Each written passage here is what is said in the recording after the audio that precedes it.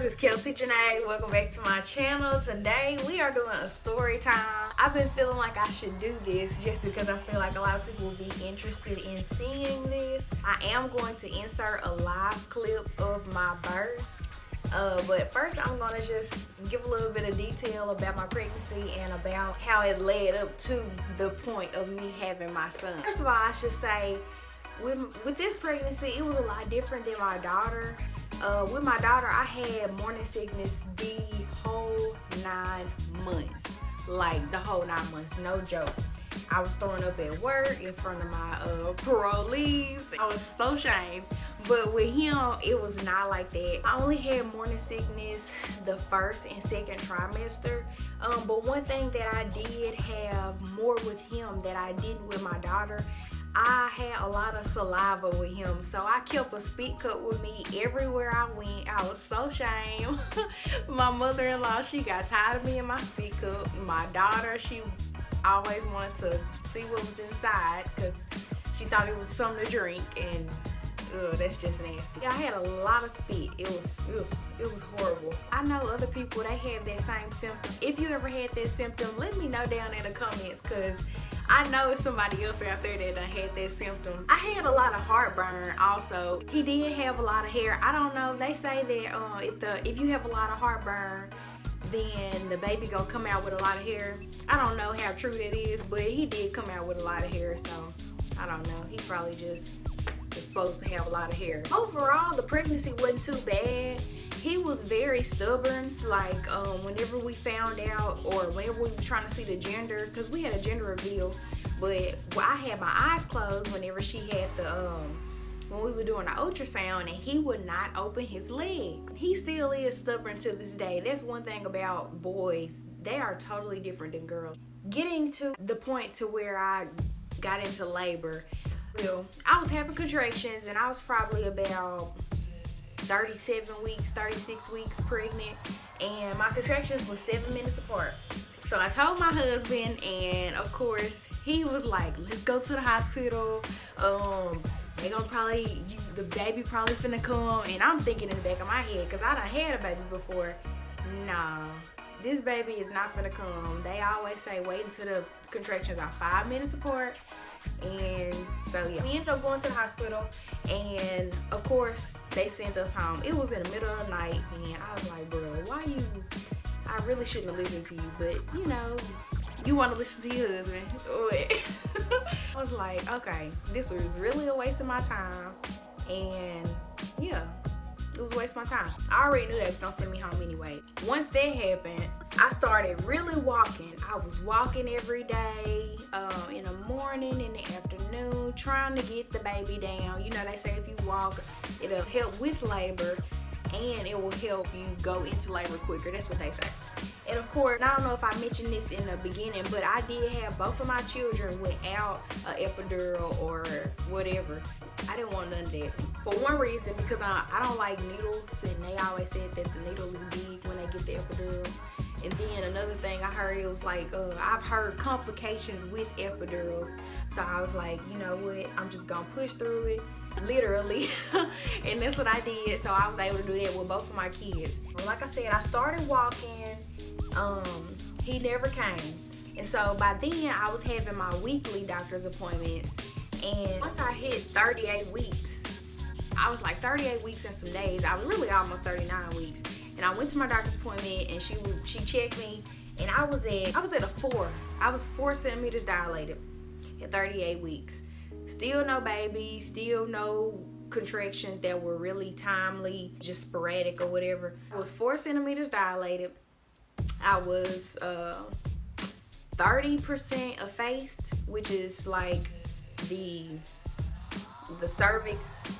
I don't know, I can't explain. Don't give me the line, but that's what she said. It was still no baby. So she was like, I can induce you. And I was like, I really don't want to be induced, because with my daughter, my water broke, and I was like, I want to do everything natural all over again. I don't want no kind of interference with anything. But I went on and got induced because my husband is impatient. I got induced literally the next day, which was so crazy because Just imagine one day you go in for a doctor's appointment and then she can deliver your baby the next day. Like, what?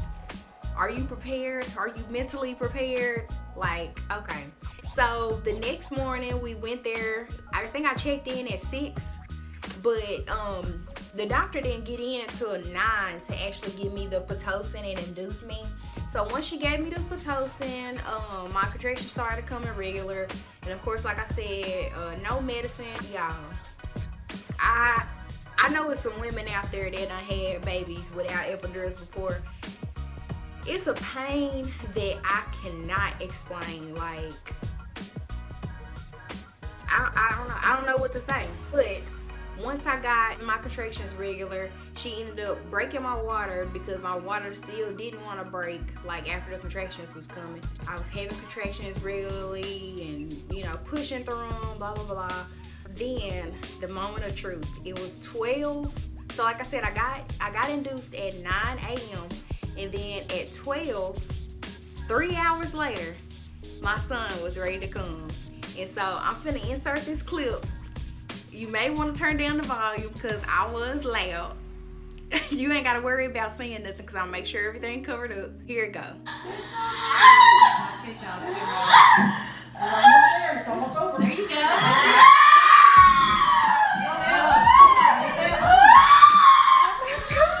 Push. He's almost there.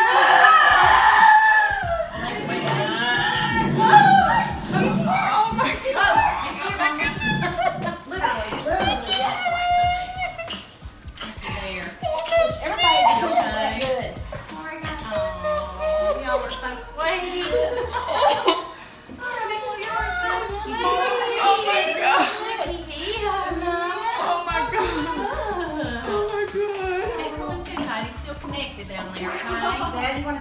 Okay, so I know that was a mess. But y'all, that pain, once the head is out, because the head hurts the most, it's like it burns, like it's like a stretch to the point where it burns. And yeah, once you get that head out, the rest of it just slide out and you just feel so relieved. You feel like, I don't know, you just feel good. And it's crazy to explain.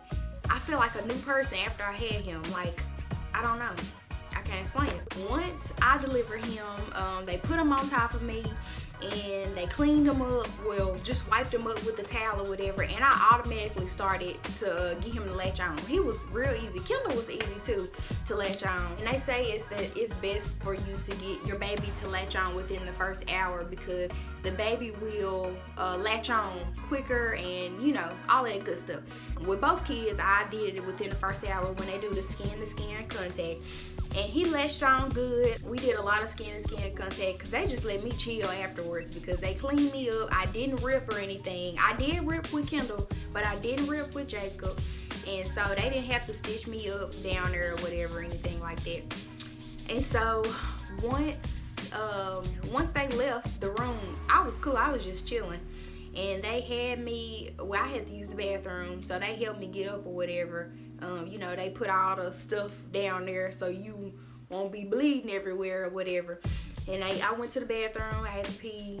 I was good. I was walking around, whatever. Then they moved me to the room where I was gonna stay. And me and Jonathan, we was in there chilling or whatever. Jacob, he was chilling, he was good, eating good or whatever. And then the next day, I was scheduled for my tubal ligation. I got my tubes tied. And then Jacob, he had to get his circumcision done. Circumcision, it went good. But my tubal ligation, it went good. But y'all, I've never had a surgery before. That was my first surgery. And they had to go in through my belly button because I didn't have a C-section or whatever. They had to go in through my belly button. So I got like this small little cut, probably about that size, right underneath my belly button, where they went in and tied my tubes or whatever. I really commend women who have C-sections. I know y'all probably commend us for having babies natural and all of that, but baby, when I tell you that the little incision, it hurts so bad, y'all. Like, cause they had me on the medicine or whatever, and then cause they sent me home the same day. They sent me home the same day I had my tubal ligation. So I only spent the night in the hospital one night. and which was crazy because I had a surgery, but they didn't care. I guess they was ready to get me out of there. So I had my surgery and they sent me home, and baby, once that medicine started wearing off, oh my gosh, like I was like, what in the world? Is it supposed to feel like this? And my husband, he done had surgery before in his stomach, so he was like, yeah, he was trying to explain to me, you know, everything gonna be okay, just trying to move that much or whatever. But like I said, I commend y'all for having them babies out of C-section, cause not I, for real. And I thank God that I never had to have a C-section. Whew.